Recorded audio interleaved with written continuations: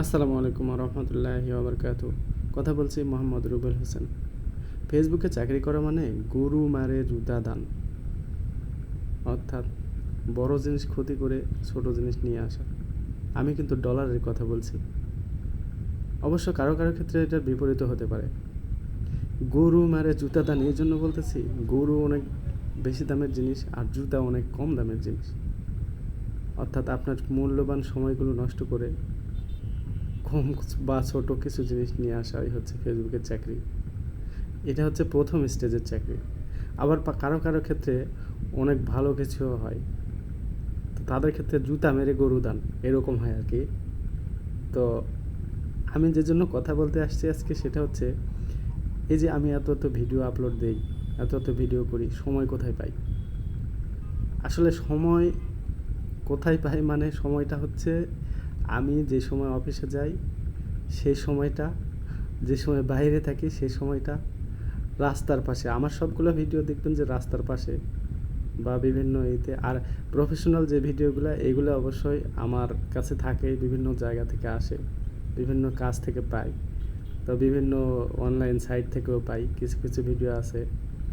তো এই জন্য আমার ভিডিও করতে সময় লাগে না, বা কোনো পরিশ্রম হয় না, বা কোনো টাকা পয়সাও লাগে না। যার জন্য একটা জায়গায় গেলাম, চট করে কোনো কিছু ভিডিও করে ফেললাম। তো এটা আগে আমার ছিল না, এখন বর্তমানে খুব ভালো একটা অভ্যাস হয়ে গেছে যে যেখানে যাই হঠাৎ করে ক্যামেরাটা বের করে স্থানটা বা দর্শনীয় জিনিস হলে সেই জিনিসটা ক্যাপচার করে নেই। এটা এখন ভালো লাগতেছে, ইদানিং খুবই ভালো লাগতেছে আসলে। এই জিনিসগুলো নিয়ে আসার পরে পরে যখন এটা খুলে দেখি, বা 2-3 দিন বা 4-5 দিন 8-10 দিন পরে যখন এটা খুলে দেখি, তখন আসলে খুবই ভালো লাগে যে অমুক জায়গায় গেছিলাম, অমুক অমুক স্মৃতি আছে সেখানে। এই এটা হচ্ছে আমার ক্ষেত্রে হয়। আর যারা ফেসবুক থেকে টাকা ইনকামের উদ্দেশ্যে প্রফেশনালিভাবে এই ফেসবুকটা চালায়, তাদের জন্য অবশ্যই এটা, ওই যে বললাম, জুতা মেরে গরু দান, অর্থাৎ ছোট জিনিস নষ্ট করে বড় জিনিস, বড় কিছু পাওয়া। মানে ছোট ছোট কাজ করে বেশি বেশি টাকা পাওয়া। এটা হচ্ছে যারা প্রফেশনালিভাবে ফেসবুক চালায় বহুদিন ধরে, যাদের অভিজ্ঞতা আছে, তাদের ক্ষেত্রে এটা হয়।